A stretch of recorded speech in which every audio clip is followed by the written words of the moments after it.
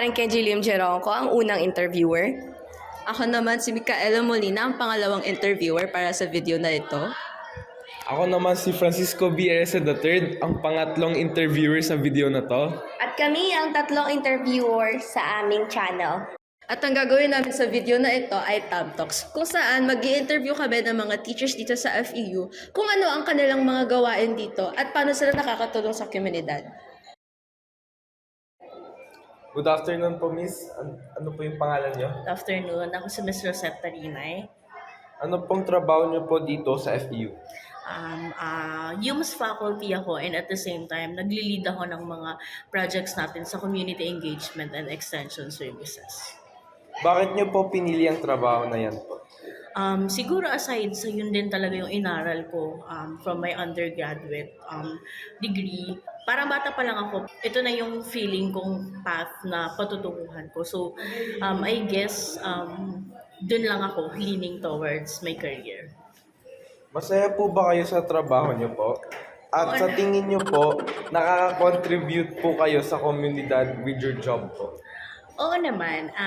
Siguro dahil aside sa teaching, ako rin ay nagli-lead ng mga community engagement natin. So, doon pa lang, nakakontribute talaga siya sa community dahil meron tayong mga partner communities. Yung mga partner communities natin na yun, meron silang iba't ibang kailangan. At ang goal natin ay mag-link, tumulong o mag-extend ng tulong sa pamamagitan ng resources na meron tayo.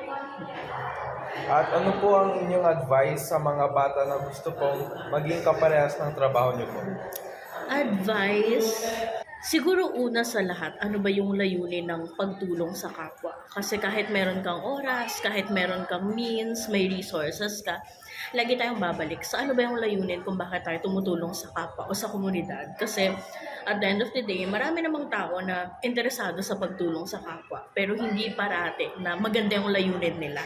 So ano ba layunin mo? Para ba sa pansariling interes o para sa ikabubuti ng lipunan? So, At last question po, Miss. Ano po ang inyong motto in life? Motto in life. Kasi ako po, Miss, motto ko po is with great power comes with great responsibility. Wala.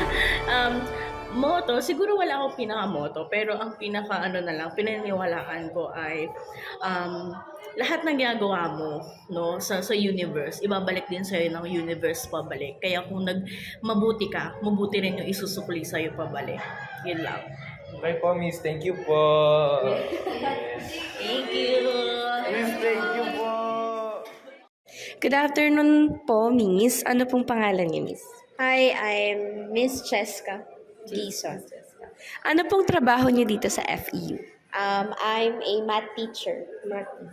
Bakit niyo po pinili ang trabaho na yan? Yung pagiging teacher? Yes po. Since high school, gusto ko na talaga yung maging teacher. Kasi gusto ko yung, gusto ko yung may nag-good morning sa akin every time. Kaya lang, bakit math? Kasi I find it interesting and exciting matutunan. Magaling ka doon. Saan? Sa math? Konti. Masaya po ba kayo sa trabaho niyo? Yes. Sa tingin niyo po ba nakaka-contribute po kayo sa komunidad with your job po? I think yes. Kasi yung pagiging teacher ay para siyang pagsasali ng tubig sa isang baso. Parang kami yung tubig or yung knowledge yung tubig.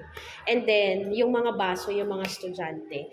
And ang parang ginagawa namin, pinupuno lang namin yung baso. So parang ganun lang din. So kung anong natututunan ng mga estudyante, eventually, yun yung gagamitin nila sa kanilang work in the future.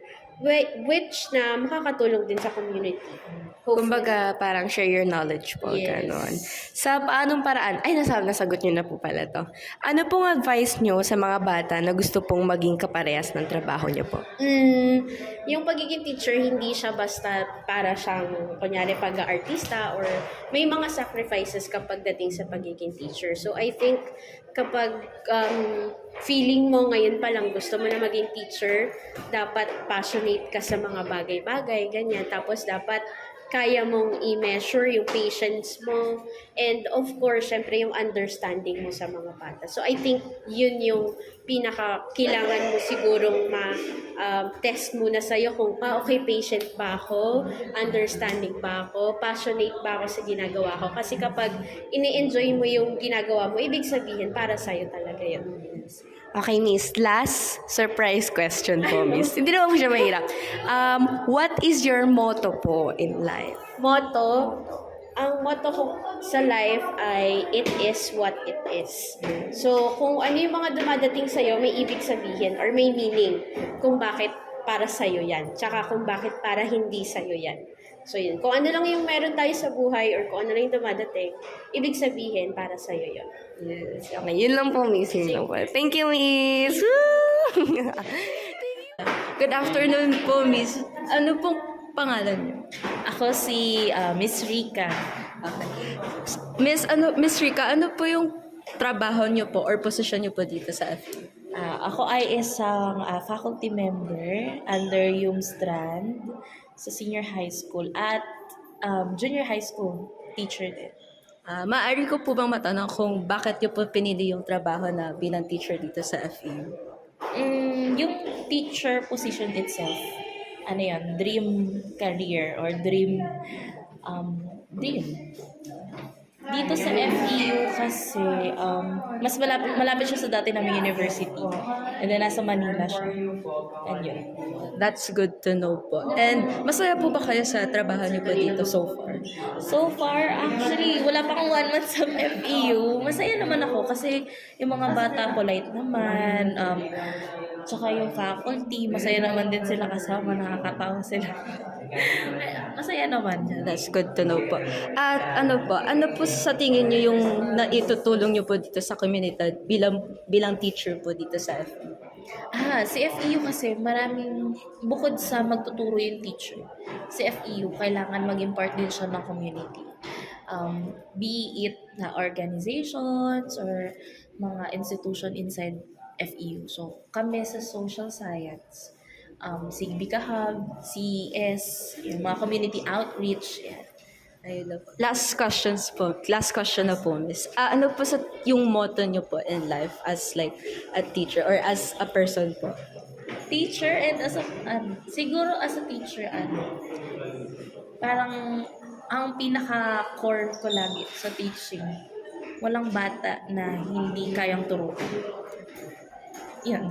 That's a very good Miss quote po or very good quote po sa inyo po. And thank you for your time po for interview though. We all po. Thank you. Miss, thank you, Miss. Go. Good afternoon po, Miss. Ano pong pangalan niyo? Huwag mo masyadong pinapit kasi sa mundo yung